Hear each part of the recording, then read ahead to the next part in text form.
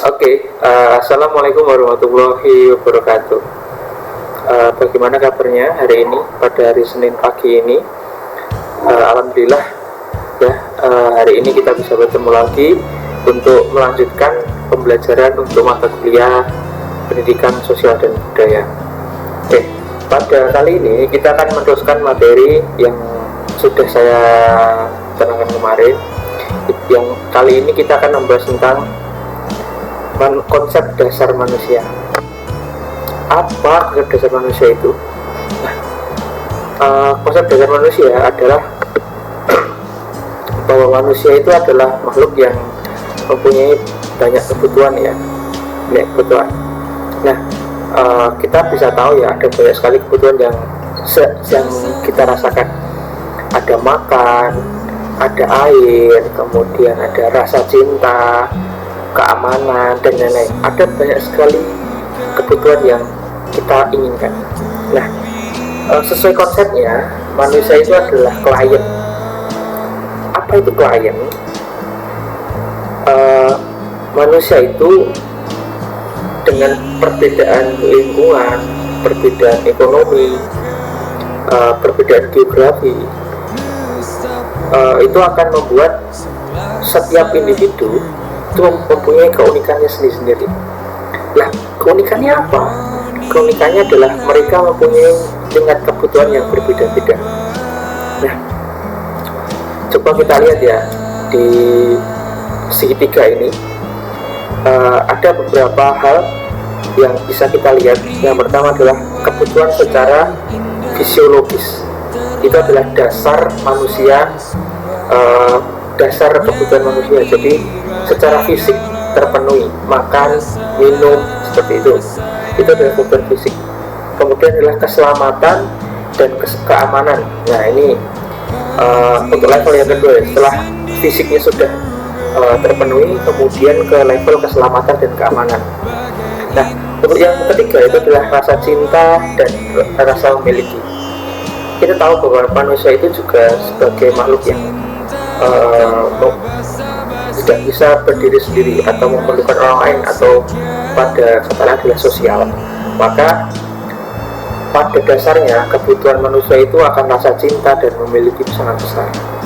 Tapi itu di level setelah fisik dan kebutuhan keamanan atau keselamatan terpenuhi, seperti itu. Kemudian level yang keempat itu adalah harga diri. Harga diri ya. Harga diri ini bentuk dari dia mempertahankan apa yang dia prinsipkan, seperti itu. Yang setiap orang mempunyai sejarah dan perjalanan hidup masing-masing. Maka prinsip hidupnya mungkin berbeda dengan yang lain atas dasar berbeda daerah, berbeda lingkungan, seperti itu. Harga diri ini adalah ketika semuanya sudah terpenuhi sampai ketiga, maka harga diri ini akan muncul bahwa saya diakui sebagai saya seperti ini, seperti itu. Untuk yang paling atas ini, yang paling besar itu adalah aktualisasi diri. Apa itu aktualisasi diri?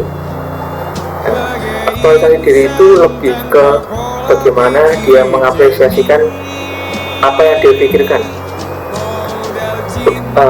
Posisinya adalah manusia yang butuh untuk mengembangkan dirinya ke bidang lain.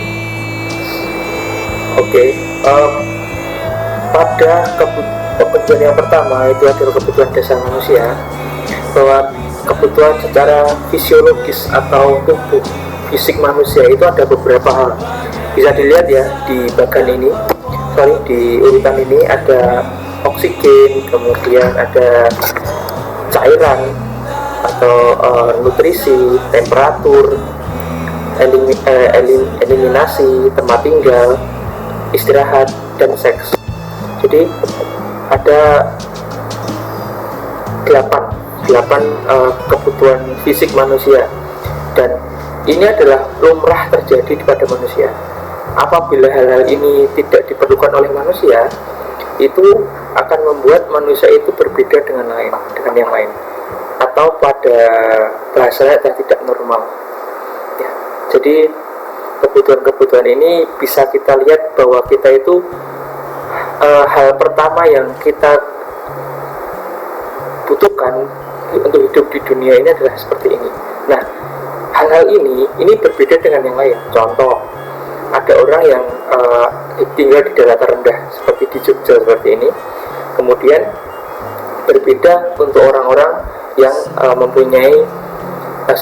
yang tinggal di daerah seperti Wonosobo, kemudian Dieng seperti itu. Mereka mempunyai kebutuhan dasar secara fisik itu berbeda karena perbedaan tempat. Maka orang-orang mungkin biasanya ya secara fisik itu mereka lebih, orang-orang yang di daratan tinggi itu lebih membutuhkan oksigen yang lebih sedikit daripada orang di bawah, karena memang kadar oksigennya lebih rendah daripada yang ada di bawah. Jadi mereka terbiasa untuk hidup dengan oksigen yang tidak terlalu banyak seperti itu. Kemudian secara temperatur juga, kita sebagai mungkin yang di daratan rendah ya itu sangat familiar dengan panas seperti itu dan tidak terlalu familiar dengan dingin. Maka tubuh kita juga akan bergejolak.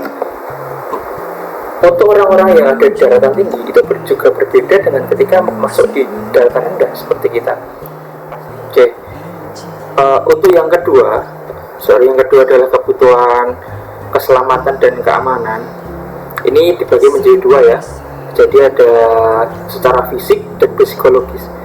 Secara fisik ini lebih ke bagaimana kita menghindari hal-hal yang membuat fisik kita sakit. Contohnya penyakit seperti corona seperti ini ya.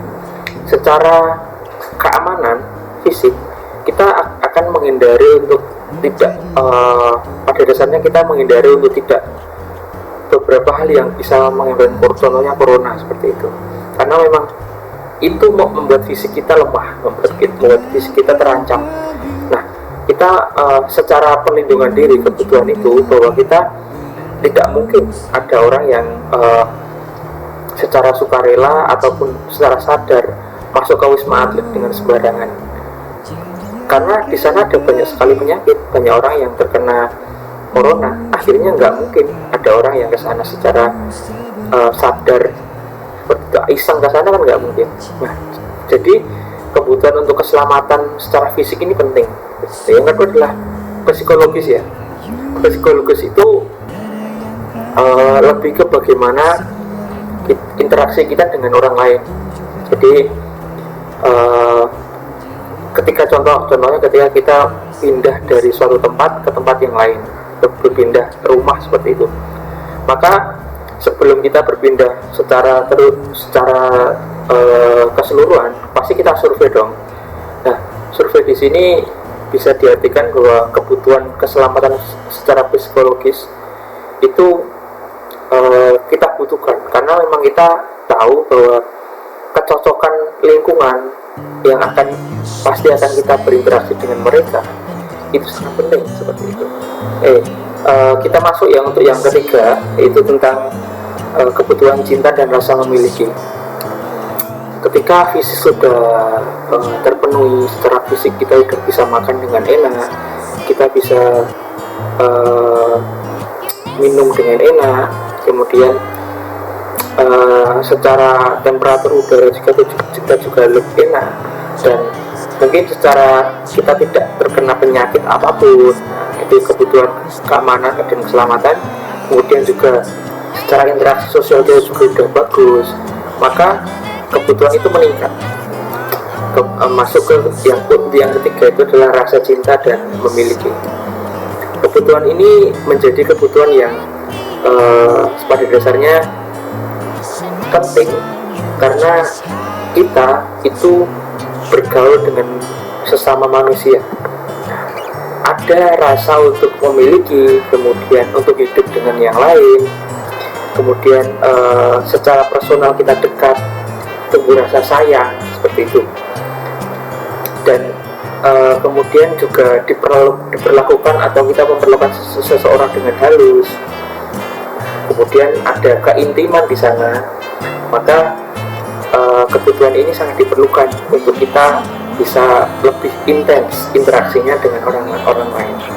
Bahkan kita membutuhkan pasangan hidup seperti itu, pasangan yang kita harapkan dapat bersama kita selama hidup seperti itu. Oke, masuk yang keempat, yaitu adalah kebutuhan penghargaan dan harga diri. Nah, kita masuk ke kebutuhan, tingkat kebutuhan yang keempat adalah bagaimana kita membutuhkan pengakuan bahwa kita itu ada, seperti itu. Nah, beberapa hal memang dapat kita lihat ya untuk kebutuhan ini, bahwa kita diakui secara kekuatan, kemudian pencapaian kita, rasa cukup kita, kemudian kompetensi kita, rasa percaya diri kita, dan yang terakhir adalah kemerdekaan. Nah, hal-hal ini adalah akan membuat orang lain itu menghargai kita. Jadi pada level ini kebutuhan kita adalah rasa penghargaan yang dilakukan oleh orang lain kepada kita. Nah, ini juga menjadi hal yang dapat kita lakukan kepada orang lain ketika dia itu juga mengharapkan penghargaan atas sesuatu yang telah dia raih. Contohnya dia sudah pencapaian sesuatu, maka memang pada dasarnya kita bisa melihat bahwa dia telah menunjukkan harga dirinya, bahwa kebutuhan yang keempat ini adalah bagaimana kita dapat dihargai, dapat mendapatkan apresiasi dari orang lain karena suatu pencapaian seperti itu. Oke, untuk yang kebutuhan yang kelima, yaitu adalah aktualisasi diri. Jadi aktualisasi diri ini adalah bagaimana pengembangan diri manusia, karena untuk biasanya ya itu adalah kita sebagai manusia itu mempunyai banyak multidimensi pemikiran seperti itu. Jadi pemikiran-pemikiran itu perlu untuk dituangkan, untuk di-share kepada yang lain, sehingga timbullah rasa untuk mengaktualisasikan diri seseorang seperti itu. Jadi biasanya adalah sering berasumsi bahwa asumsi yang dia miliki dari beberapa background atau dimensi yang dia miliki seperti itu, kemudian dapat memenuhi kepuasan dengan bekerja dengan baik. Apabila melakukan pekerjaan dengan baik, maka ada kepuasan diri. Nah, itu adalah salah satu bentuk aktualisasi diri. Kemudian biasanya orang-orang yang mempunyai kebutuhan aktualisasi ini tidak terpengaruh ya oleh pendapat orang lain, dan dia itu mempunyai prinsip, kemudian punya cara, metode untuk bagaimana dia itu memecahkan masalahnya sendiri. Jadi prinsip dan karakternya akan muncul gitu. Kemudian ketika seseorang menghadapi suatu masalah, maka ataupun keraguan atau sesuatu hal yang kurang mengenakan, maka cara berpikirnya akan lebih realistis seperti itu. Itu adalah salah satu ciri orang-orang yang mengaktualisasikan dirinya. Nah, seperti ini ada 5 kebutuhan ya, 5 kebutuhan dasar seperti ini, itu menjadi dasar kebutuhan yang manusia yang biasanya dapat kita temui di sekitar kita. Nah, untuk mendukung mata kuliah ini, monggo setelah ini nanti ditulis ya bagaimana karakter diri sendiri. Coba nanti untuk tugasnya yang ada di e-learning, setiap orang nanti menuliskan bagaimana kebutuhan fisiknya, fisiologisnya.